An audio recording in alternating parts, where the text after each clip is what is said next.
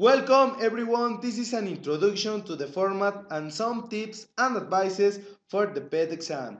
Each skill is going to be presented by a different member of this team.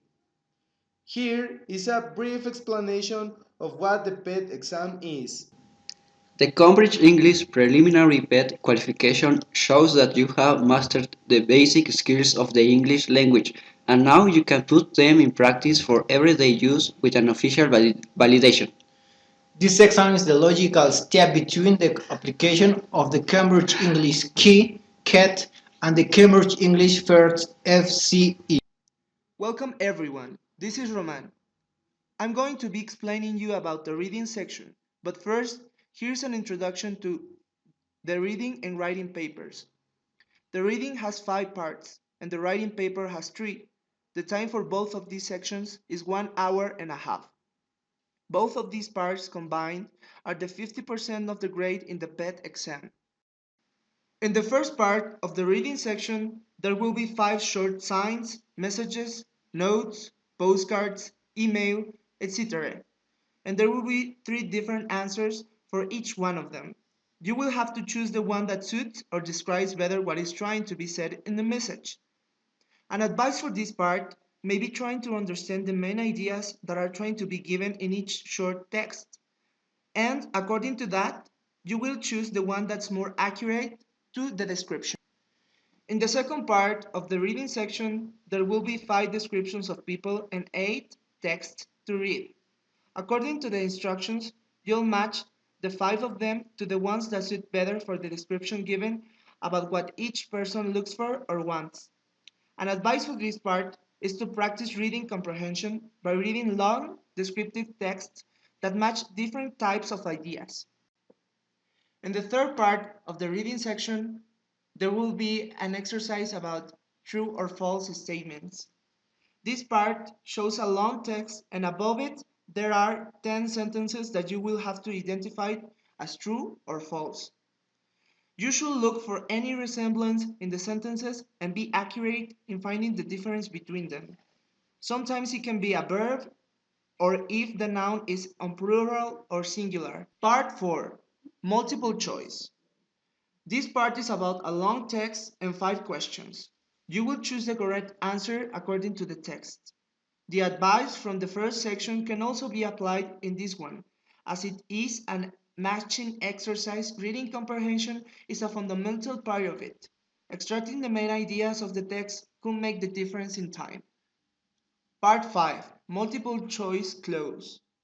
In this part, there will be a text with 10 number spaces. You will have to choose the correct answer of words to fill those places. For this part, you'll need to understand and be aware of grammatical expressions to have a good understanding of vocabulary and a decent knowledge of phrasal expressions. Hello, my name is Jeronimo and I am going to tell you about the writing section.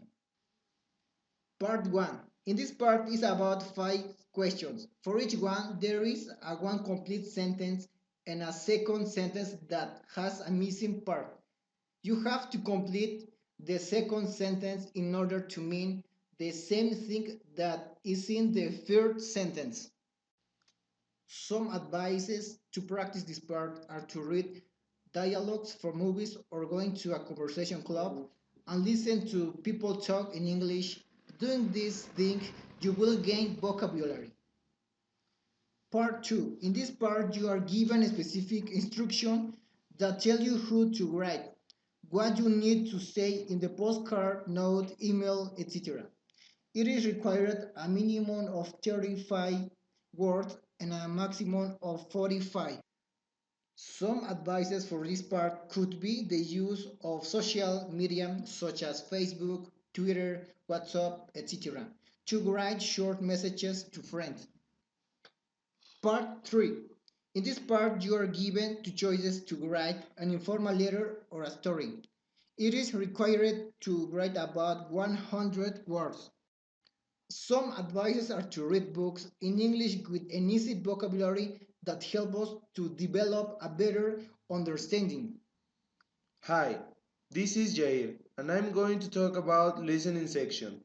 The listening test has 4 parts. For each part, you will listen to recorded text and answer some questions.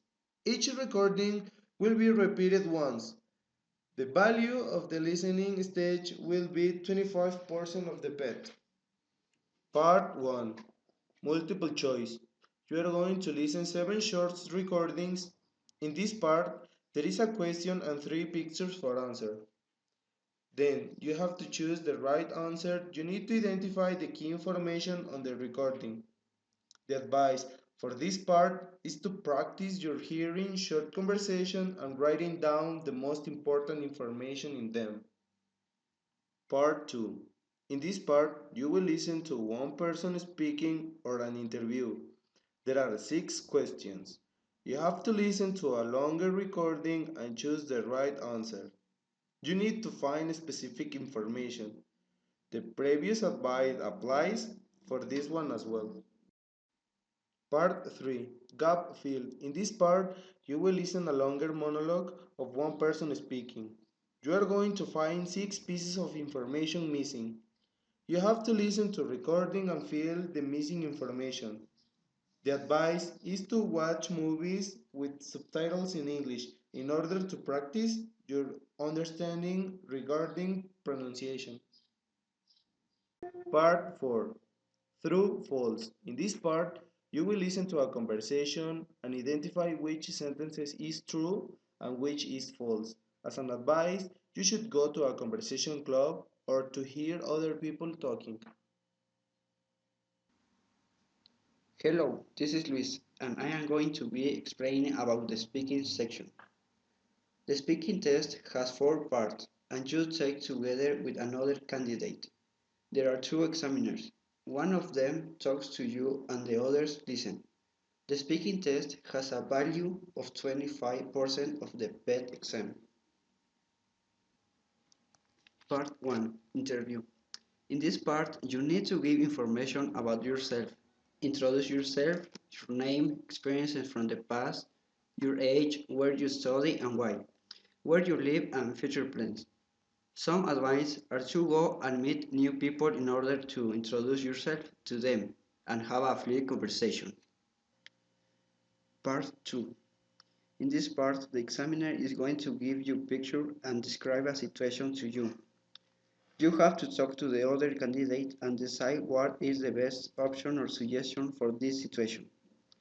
Some ways to improve in this part are to practice giving advice, solution or recommendation to someone that tells you about a problem or a specific situation.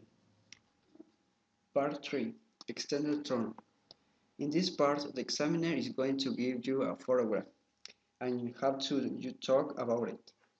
You will describe what's happening in the picture, who is in the picture, and ask more details as you can mention. Some advices for this part are to analyze pictures you are familiar with, such as common situations or daily events. Part 4. General conversation. In this part, you are going to improve the theme of the previous part, based on your own opinion, impressions, likes or dislikes, and habits. Some ways to improve for this part could be putting your improvising skills in practice. In conclusion, the PET exam evaluates our level at all of these 4 abilities. So, naturally, if you don't want to fail the test, the most important thing you need to do is to practice, to get in contact with the language in a familiar and not so forced way. In this way, you'll enjoy the journey with the language and develop a better domain of it.